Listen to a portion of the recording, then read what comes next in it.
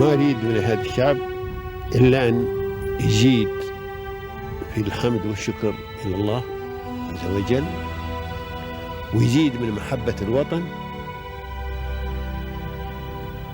ويزيد من العمل ومضاعفة العمل لما يسعى فيه من خير له وللدولة والأهل.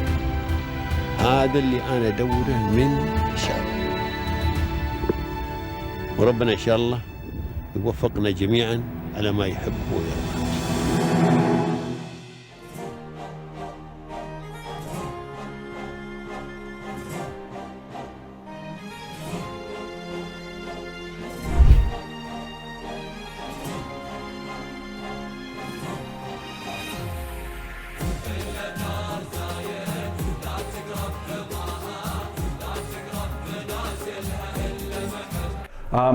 Yeah, I mean, we're super thankful for the leadership of the UAE. They're visionary, supportive, never standing still. And I think that all has been reflected in the incredible kind of growth, development, success of the UAE since I've been fortunate enough to have kind of moved here quite a while ago. So yeah, just really thankful for the constant vision and energy of the leadership.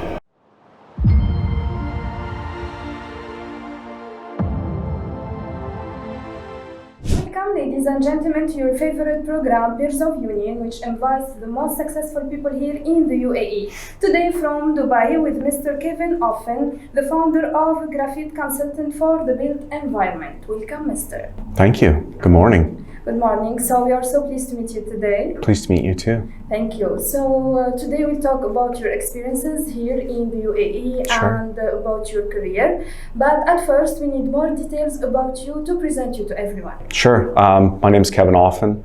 I'm a Canadian national citizen, born there a while ago.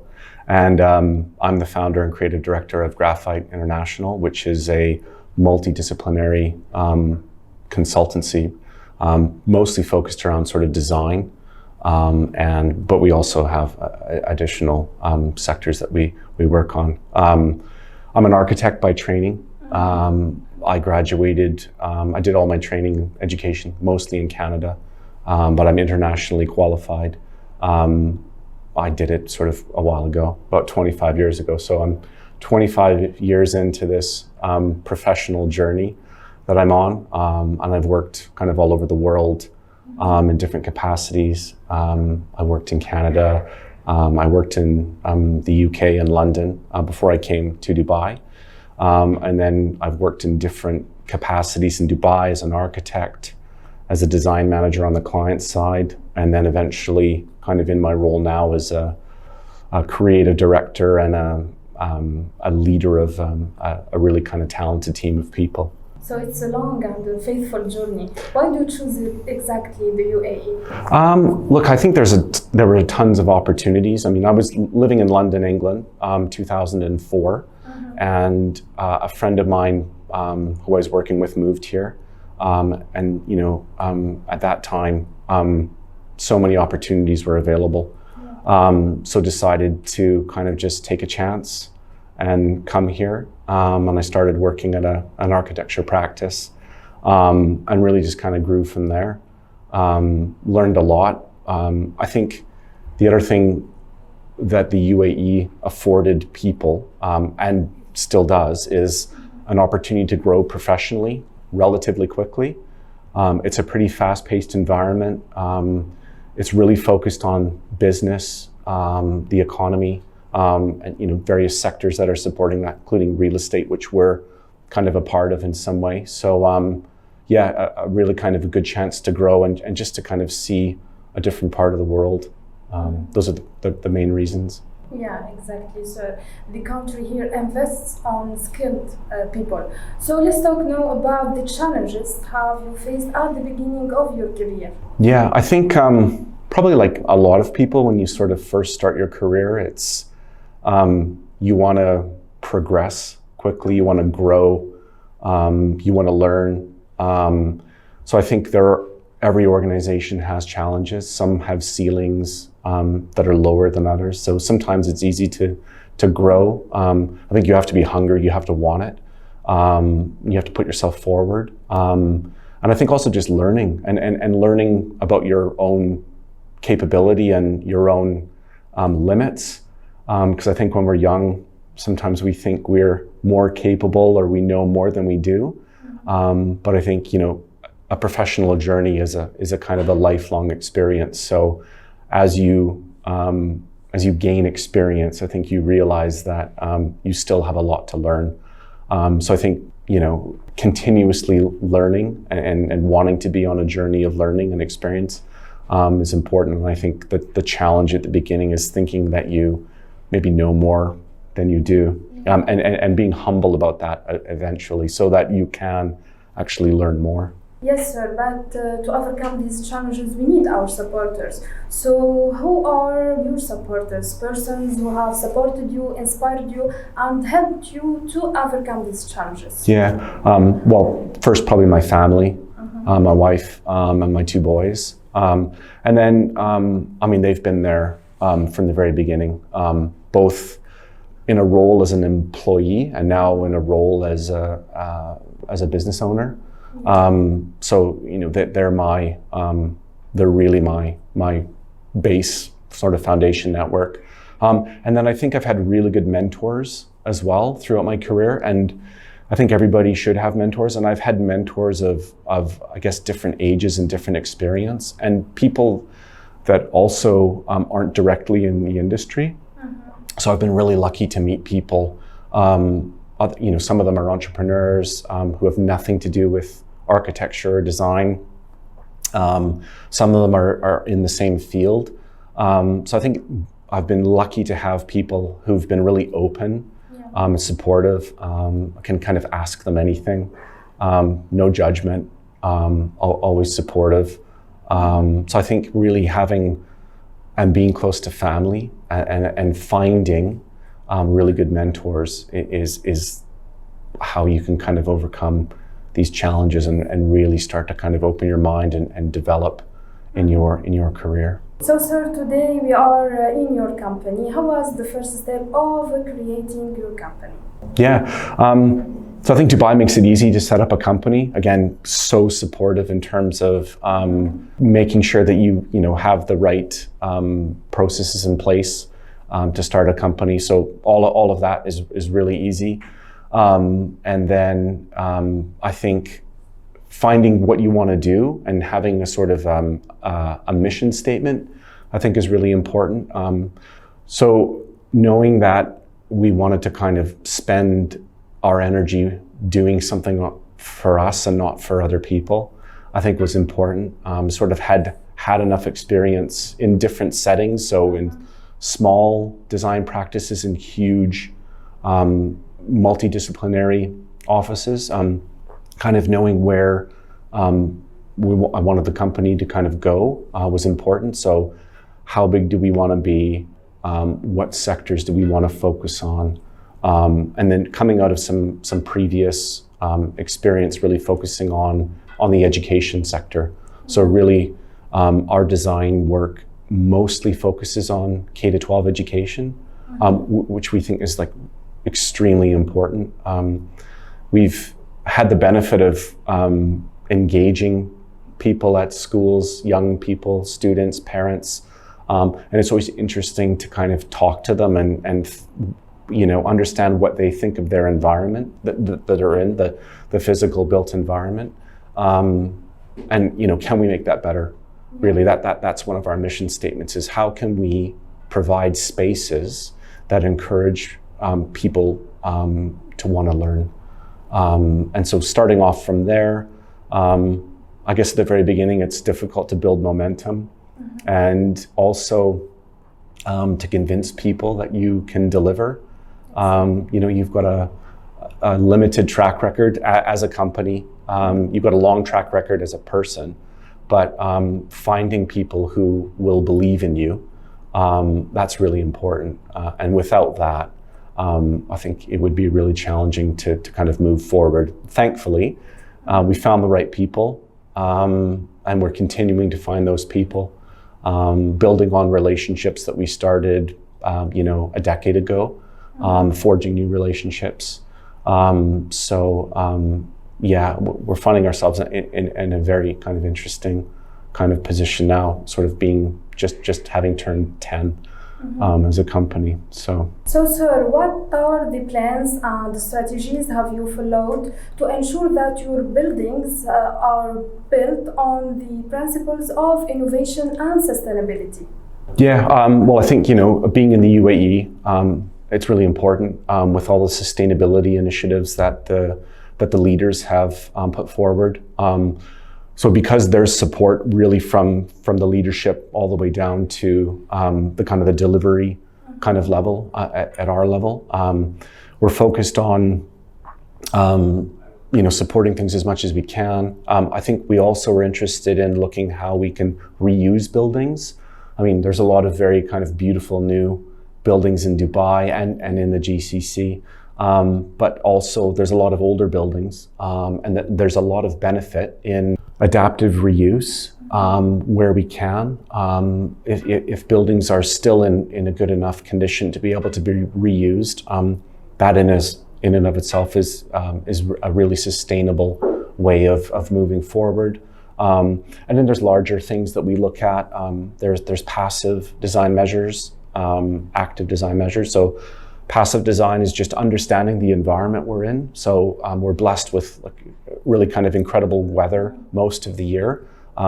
So how can we design to maximize using the weather, the daylight, the fact that we can be indoors and outdoors at the same time. All of those are really kind of important. And then there's other things like just being conscious of resource usage, water, electricity, looking at things like solar, wind, in terms of sort of active measures and following really along from the leadership, looking at ways that we can green things. And so that connection to nature is also really another important part of sustainability and design.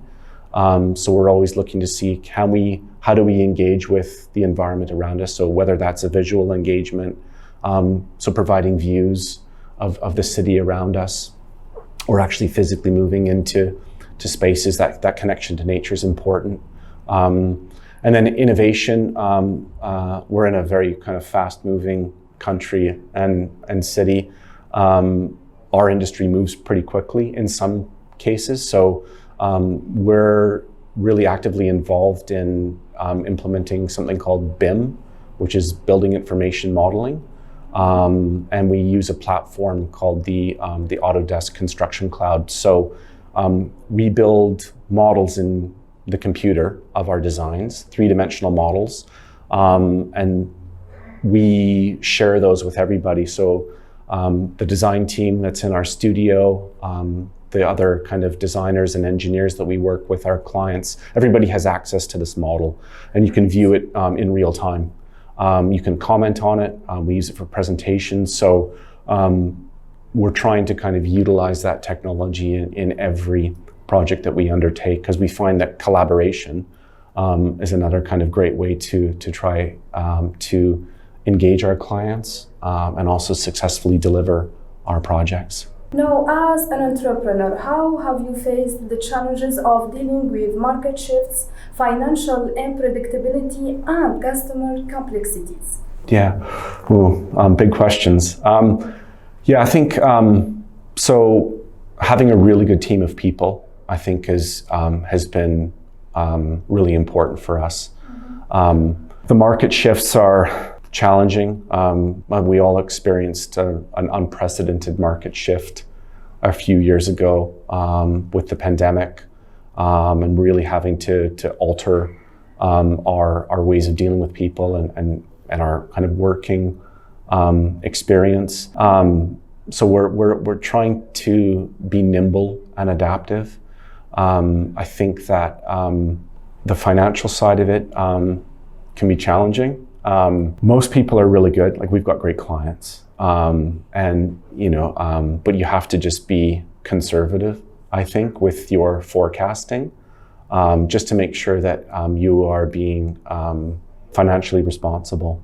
We'll have contracts, so we know what our contract values are. We know when our payment applications are going to come due. They don't always get paid on time. Like I said, most people are good, but some of the payments can kind of be lengthy by the time we receive them. So having a good sort of financial grounding and making sure that we're responsible with our own finances, just so we can plan our cash flow forecasting. And we do it in different ways. We do like an annual forecast, and that's based off of the previous year.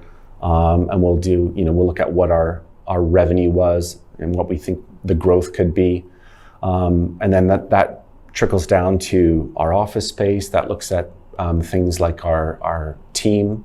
How many more people do we think we might need if we're planning on 10, 20% growth in the next year.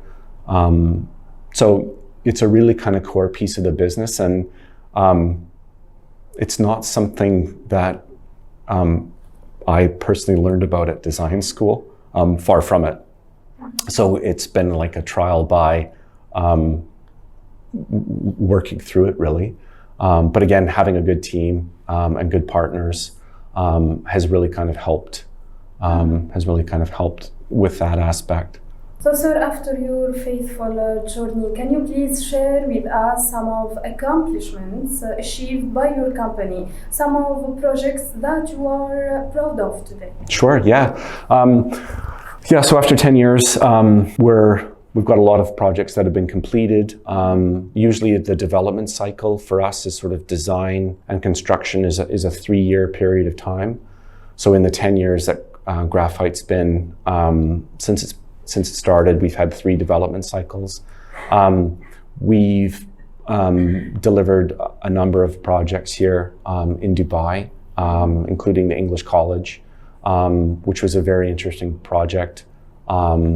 Because again, it was an adaptive reuse project. So they were really looking at reusing as much of the existing campus as possible and then adding new elements to the campus. The education landscape is very competitive here. So that school wanted to look at adding facilities that would make them more competitive against this, similar schools in their kind of, in their band of tuition. And the curriculum that they offer. So that's been an amazing project and a really kind of long journey. We've also helped campuses relocate. So the Dwight School in Sports City, they were an existing building. They were looking for a new campus. We helped them look at a number of different opportunities, including a new build. But they really thought that reusing an existing campus again would be a great idea. So we helped them to refurbish a campus in Sports City, which they successfully opened a couple of years ago. We've done other things like with the Arbor School, which is a really lovely school, kind of great leadership and a really interesting vision. We did the senior school kind of element, so providing them with all their labs and social and kind of cultural and academic facilities was really important. We've worked with the Rashid Latifa Schools establishment for looking at a number of opportunities for them to reuse existing campuses. So we're working with a number of different people, and we do everything from what we would call an operational feasibility study. So that's looking at an existing real estate asset, finding ways that maybe it could be used more efficiently, or maybe how could we create growth within it, all the way to full sort of design and engineering services for a new building. Again, mostly kind of K-12 education, but we also do residential and hospitality. We worked in collaboration with another architecture practice to deliver the 25 Hours Hotel in Dubai World Trade Center, One Central.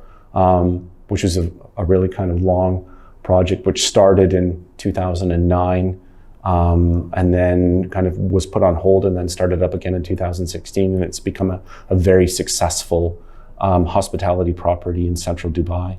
And then, yeah, we were working with Aldar in Abu Dhabi as well. And we work across the GCC, but obviously headquartered here in Dubai. So our main focus is on Dubai, the UAE, and then the wider GCC. So, sir, what made you special? What made you unique, especially in this competitive environment that you are living today in the UAE? How did you achieve this recognition and interest in your field despite the well-known and the high competition? Yeah,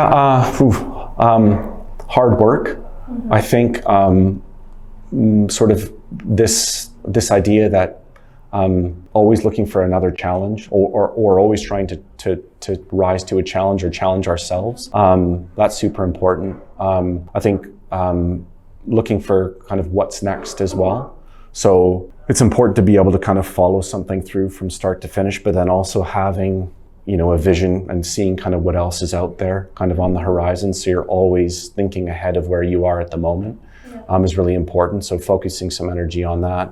I think building relationships is really important within our industry and kind of broader industries, really kind of across Dubai and the UAE. And I think without that, we wouldn't be kind of where we are today. And I think belief in ourselves as well. You know, we started off as a design practice which wanted to specifically focus on K-12 education because of things we had done in the past. And so we thought, well, that's one market segment which is challenging because of the scale of the projects and being a new company in that market segment, trying to build that track record and that trust in people to believe that we'll be able to deliver some pretty large development projects. So I think really pushing hard and believing in ourselves and working hard to establish, you know, our like, I guess our sort of USP, because in a previous sort of life, developed a lot of experience specifically on kind of education projects, and so bringing that kind of knowledge to what we do, I think set us apart a little bit because we weren't just a sort of traditional architecture or interior design practice.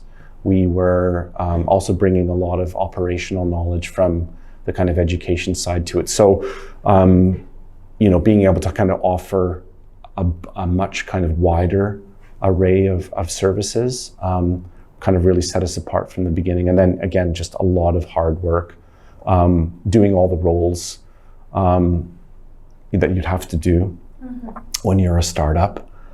So, you know, you're doing finance, you're doing HR, you're doing business development, you're doing design, you're networking, you're doing quality assurance, you know, you're a driver, you do everything really. So is it easy to manage all of this? I would say you need that support network that we spoke about before. I think you need a very understanding family. That is super important, because I think without that, you'd put extra pressure on yourself. And then having, you know, those mentors to kind of provide that guidance when you're not quite sure, especially when you're just starting, you know, and it might just be you at the very beginning. So having people around you that you can speak to is really important, because without that, you know, you're just talking to kind of yourself, and you can kind of second guess yourself. But I think you also need to trust your instincts. I think you'll know kind of, hopefully, what you think is right. And if you follow through with that, then, you know, I think most times you'll end up in the right place. And of course, sir, you have your strategies to overcome these challenges. You have also your strategies to manage your business. Let's talk about the upcoming period. Yeah. What are your next strategies? How do you see your company in the future? What do you aspire to? Yeah. Right now, we've got a really good team. We've grown into a bit more of a lead design consultant. So we're not just doing architecture and interior design. We have an engineering division. We do cost management. We have a project management team. So growing the team, looking at those divisions within our business, kind of growing each one of those so that it becomes a bit more of its own sort of commercial sector. Is important for us. I think maintaining the kind of the company culture that we've managed to kind of create and foster is important for us. It's great to grow, but we don't want to grow too big or too quickly where we start to lose that sort of feeling that we've built along the way, which has meant that we have a really high retention rate. We've had people kind of stay with us. Our team, we work well together. They like working with us. So we don't want to kind of lose that. I think growing kind of in the UAE, as the UAE grows, as Dubai grows, there's more opportunities here. We're at the moment getting our trade license in KSA, so we're able to kind of do a bit more work regionally. But I think also just being realistic about what we can achieve. So understanding the market and setting ourselves goals for growth, which are realistic. And then also just working in other sectors apart from sort of education, residential and hospitality, and growing those other sectors as well. So continuing to kind of work with our existing clients, building new relationships, and kind of building our team. And kind of working towards where we're all kind of moving in the UAE as we grow to 2030 and beyond. There's a lot of there's huge ambition here, and we're lucky that the leaders are ambitious and support the kind of the ground level kind of ambition that companies have here. We're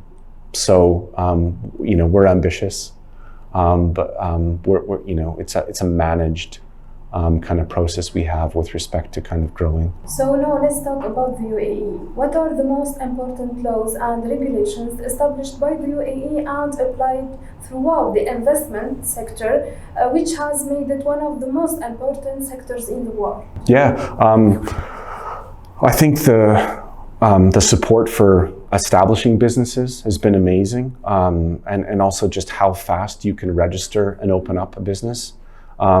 I think the free zones have been really good, and we've been kind of part of a free zone in various capacities from the beginning. That really helped us when we first started, and I know there's some changes to some of that as the UAE business kind of market evolves. We're all evolving as well. So I think the establishment of the free zones by the leadership was super important, especially in the kind of creative industries. And then also, I think the tax structure here has been really supportive. We haven't quite got there yet, but with the introduction of corporate tax, which is coming, all of the research that's been done by the government here, and all of the circulars and bulletins. And so it's really clear what's happening from the very beginning. I think setting up these processes to allow the development of the economy and the development of businesses, and just being clear kind of along the way. There's a lot of agencies which are so helpful, either through email or on a call. Any questions, your questions are answered really quickly, which is great. And if you don't get quite the answer you're looking for, there's always someone who can maybe spend a bit more time with you to kind of clarify your question or provide more detail. So I think all of these support elements within the various departments have all been extremely helpful as well. And I think the approach to evolution and modernization and not standing still has been great. And I think all of the departments really kind of follow that kind of approach. Embracing technology is really important. It's just a really, it's a really interesting and supportive place to find yourself as a business owner. It's a really incredible place to be in business. Exactly. So, sir, as a successful entrepreneur of a successful company, how can you define success today? Success, yeah, I think being able to do what you like, what you love, what you're passionate about, I think that's one part of it. I think family is also kind of an important part of it, just outside of the kind of the traditional sort of view of entrepreneurship. I think a track record, I think is a measure of success. So, you know, thankfully we've been here in the UAE for over a decade now as Graphite. So we're sort of entering our adolescence in a way. Like, we're not just a startup now, where we've developed kind of into a little bit more of an SME. And I think opportunities that have come our way is another measure of success. So just the number of people we've been able to work with and in different capacities is another measure of success. And then our projects, really, and our clients, repeat clients, and all of the projects that we've been lucky enough to be a part of and have delivered, and our sort of track record. It's starting to develop into a really interesting portfolio of work. So, sir, you are a good example for the new generation. And as you know, lots of people from audience, they are new generation, and they see from your story something special inspired them. So what is your advice to them? Yeah, I think believe in yourself, follow your vision, follow your passions. I think it's super important in life to be able to enjoy doing what you're doing. I think a lot of people aren't fortunate to be able to follow what they want to do in specifically their professional career.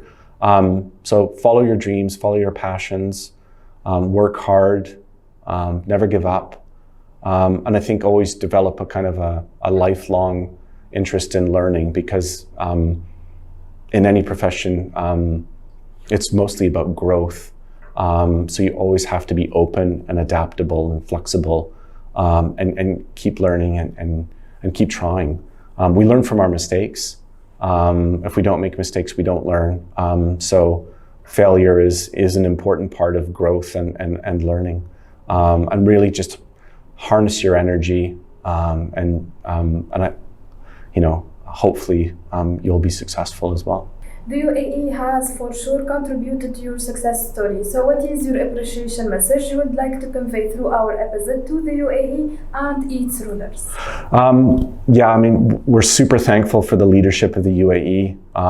They're visionary, supportive, never standing still. And I think that all has been reflected in the incredible kind of growth, development, success of the UAE since I've been fortunate enough to have kind of moved here quite a while ago. So yeah, just really thankful for the constant vision and energy of the leadership. Thank you so much, sir, for this meeting and for these informations. It was my pleasure talking with you today. Best of luck. It was my pleasure too. Thank you so much. Thank you. Dear audience, this is the end of our episode. Watch us next week. Goodbye.